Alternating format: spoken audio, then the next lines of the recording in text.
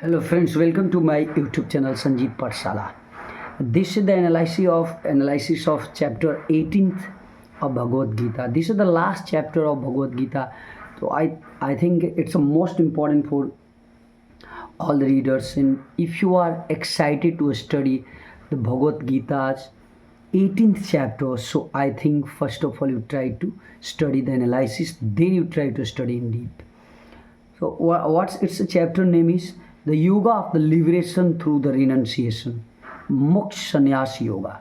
It is the concluding and one of the most important chapter of the Bhagavad Gita. This is the last also. Central theme of this chapter is the chapter 18 brings together the most teaching of all the previous 17th chapters. Krishna says sannyasas, renouncing action motivated by the selfish desire. Tyaga, giving up attachment to the results of one's actions. Karma Yoga, performing one's duty without a selfish attachment. And Jnana, understanding the true nature of the self. Bhakti, the surrender and devotions to God.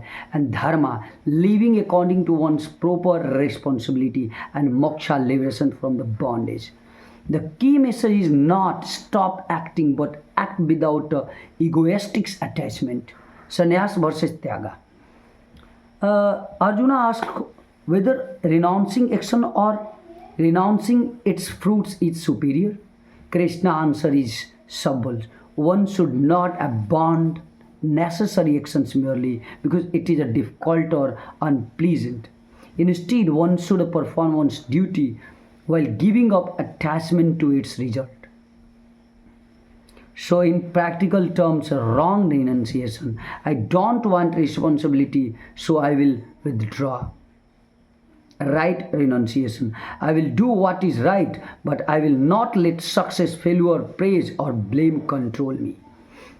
This is one of the strongest practical ideas in chapter 18.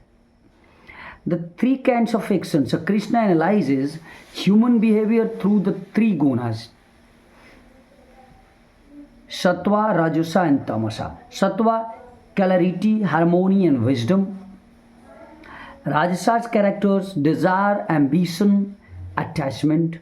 And Tamasa, ignorance, negligence and confusions.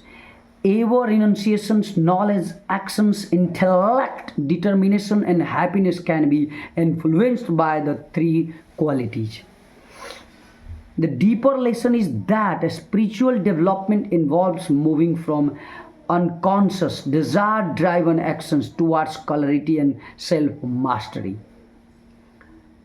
Swadharma, your own duty. One of the most debated teachings of the chapter is better to perform one's own dharma perfectly than another's dharma perfectly. This does not simply mean stay in the job you were born into. In the broader philosophical context, Krishna emphasizes acting according to one's nature, abilities, responsibilities, and genuine role in life rather than imitating someone else's path. The important principle is authenticity is as spiritually as superior to imitation. The three doors. Krishna also makes an important philosophical point, and action is not produced by the ego alone. Action involves multiple factors, circumstances, instruments, the persons acting different forces behind the actions, and ultimately the large order of the reality. The challenge is the egoistic thought. I alone am the doer. The mature perspective becomes I have responsibility to act, but I am not an isolated, independent controller of everything.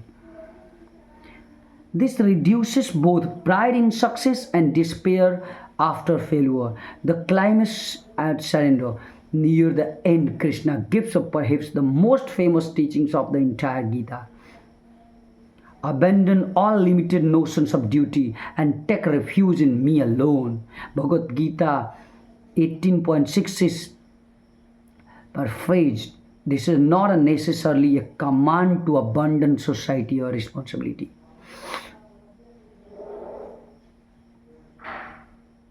Rather, Krishna's teachings reaches its culminations in a complete surrender of ego, fear, attachment, and the illusion of the independent control. The progression is roughly: do your duty, detach from results, gain clarity, understand the self, surrender the ego, attain liberations. Why Krishna tells Arjuna to fight? This is a crucial for understanding the characters. Krishna does not simply says the violence is good. His argument is a contextual. Arjuna is a warrior facing a morally complex situations in which refusing to act also has a consequences. Krishna therefore asks him to distinguish between action motivated by anger, hatred, revenge, or personal gain, and action performed as one's responsibility without selfish attachment. Thus, the Gita's concept of detachment is not a moral indifference. It is possible to be deeply committed to doing what is right while remaining detached from personal rewards. The psychological insight, chapter 18, can also be read as a philosophy of mental freedom. A person who thinks I must succeed becomes vulnerable to anxiety. A person who thinks I must be praised becomes vulnerable to other people's opinions. A person who thinks I control everything becomes vulnerable to guilt, arrogance, and despair. Krishna offers another model. I will perform my responsibility sincerely. The result is not completely mine to control. This is essentially the Karma Yoga. The final transformation of Arjuna. At the beginning of Gita, Arjuna is confused, emotionally overwhelmed, and unwilling to act. At the end, he says, my delusion is destroyed. I have regained my memory. I will act according to your teachings. Bhagavad Gita, 18th chapters and 73 verses. Notice that Krishna does not force Arjuna. He teaches him, explains a different paths, and finally says in effect, now choose of yourself. Arjuna's transformation is therefore not merely from a cowardice to courage. It is from confusion, understanding, responsibility, freedom to choose, committed actions. The deepest message of chapter 18, if I had to reduce the entire chapter to one principle, do what is right, surrender your ego, and don't make your inner peace dependent on your outcomes or your moral simplicity.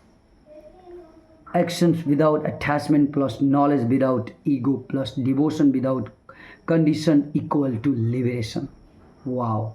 Chapter 18 is therefore not merely a conclusion to the Gita, it is a synthesis of the entire spiritual path.